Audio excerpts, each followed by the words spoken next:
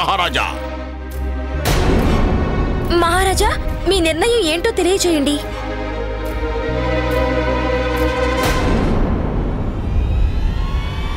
మంచిది,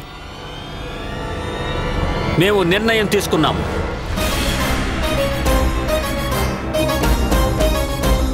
మాకు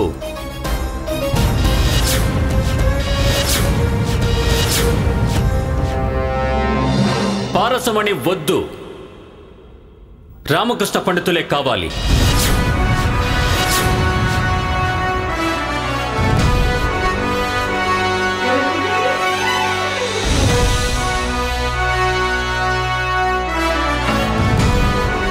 ఇక త్వరగా కానివ్వండి. ఈ పారసమణిని వెంటనే రాజ్యసభ నుంచి తీసుకువెళ్ళిపోండి. లేకపోతే మా అభిప్రాయం మళ్ళీ మారిపోవచ్చు మంత్రి గారు. తమరి ఆజ్ఞ మహారాజా.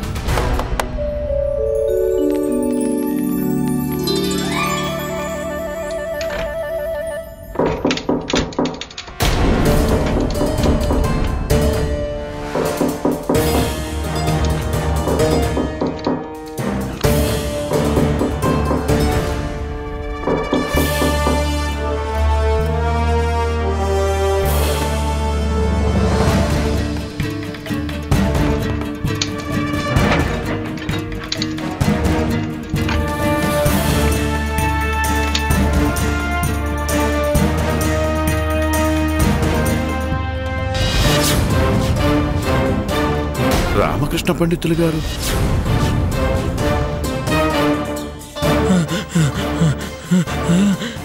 ఊపిరి తీసుకోవడానికి ఎంత కష్టంగా అనిపించిందో తెలుసా? చాలాసేపటి నుంచి లోపల ఉన్నాను కదా, ప్రాణం పోయి ఉంటేనో.